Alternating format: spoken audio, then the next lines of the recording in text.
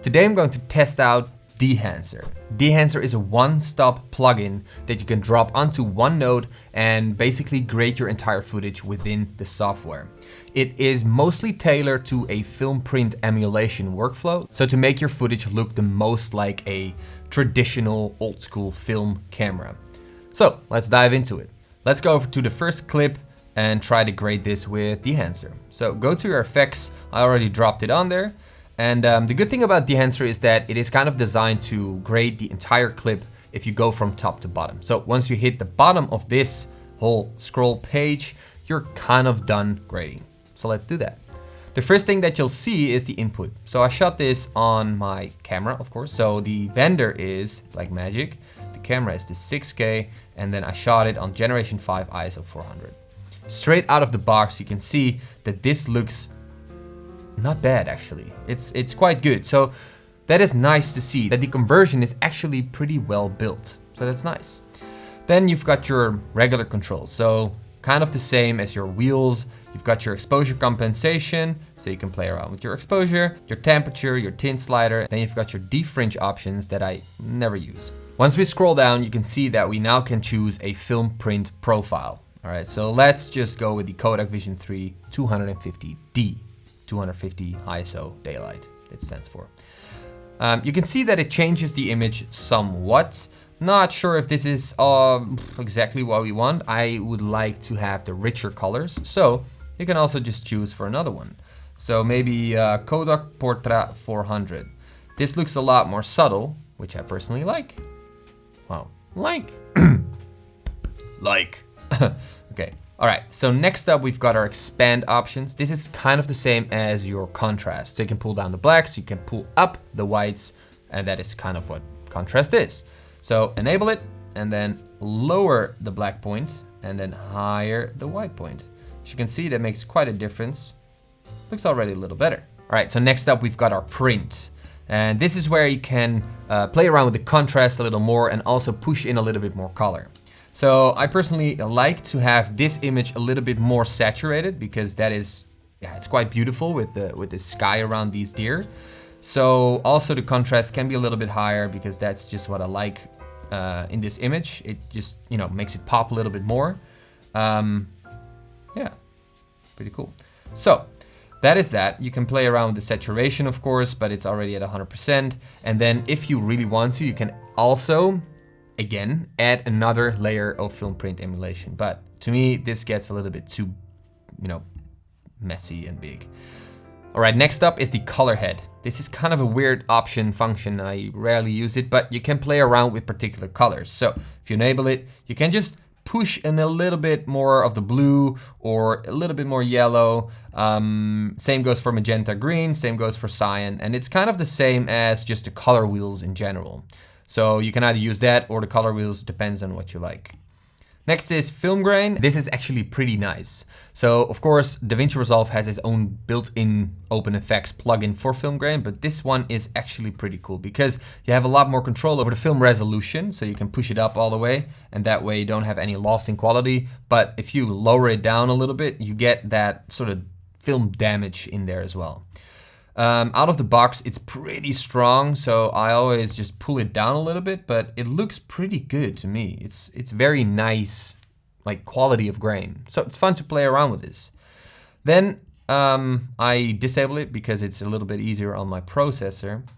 Then we've got the special effects, I would say. The halation, for everybody that doesn't know, halation is kind of a red glow around highlighting subjects that are in the frame. And this is mostly found on very old vintage lenses. So you can recreate that in here. It's pretty hard to see because this image is already pretty red, but well, you can really subtly sort of see it around the edges here.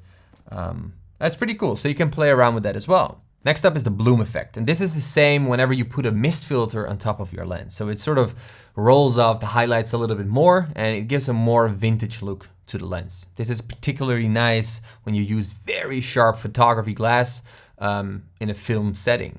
So what happens if I enable it and amplify it a little bit? You can see that the sun starts to gloom a little bit. And of course you just need to play around with with these sliders to get the right result, but it's pretty nice to see that this is built in. And if you take it off, you can see that the sun is just glowing a little bit more. I know that DaVinci Resolve has its own glow effect. Glow. You can drag it on there. And that kind of does the same thing. It glows. Of course, this is pretty heavy, but yeah, the option is there, and that's pretty cool. Next up is film breath, and this is kind of simulating mistakes that went on in the chemical process of, you know, developing the film. So small contrast changes, exposure changes. So if you enable this, you can see whenever I play this clip, well, it's pretty hard on my processor, but I can just, you know, change up the color a little bit. It just shifts in color, and it just shifts in very minor details to give it a more vintage look. Pretty cool. Next up is gate wave, and this kind of simulates the film being pulled through a projector when sort of playing it on a screen. So if I enable this, you can see that it sort of sways, and it's kind of hard to see here because, you know, it already sways because I'm in the water, but when I do it here, you can see that it sways a lot more. And I'm not sure if I like this, but you know, at least you've got the option to use it or not. Next up, you've got false color. Pretty cool to have this built in, so you can check your exposure. And then of course the output total impact, you can just drag it down all the way to 0. And then, which is really nice, you can create a 3D LUT, which is cool. You can also do it by just right clicking here, but it's always fun if companies just, you know, put that into their software. So that's it. Now, of course, the question is, will I use this software myself? Well, I am so used to the entire node workflow and the structure, and I really prefer working in a node workflow, that I'm not really seeing myself using this entire you know, pipeline. But I do actually think that the conversion is really nice. And I also think that the film print emulations that they have, because they have a lot, are pretty cool. So if I want to work in a film print emulation workflow, I can use this, and that's pretty nice. I really think this will definitely help beginners out to understand more about this whole workflow. But I always, and I will still say this, I highly recommend you just learn the node workflow, because if you want to become a professional colorist or make this your job, you cannot come with this software and just expect this will do everything you want to do. You need to know about the color management. You need to know about all the node workflows, the structure, what affects what, and that only kind of, you know, happens whenever you really put in the time. But overall, I think it's an amazing plugin that will definitely, that I'll definitely use for the film grain or for the film print emulations. So again, thanks DEHANCER for, you know, supplying me with a copy of your software, of your plugin. I really appreciate it. And yeah, if you want to check out this software, of course, check the link in the description below. And with that being said, thank you so much for watching. Happy color grading and happy week, happy Monday.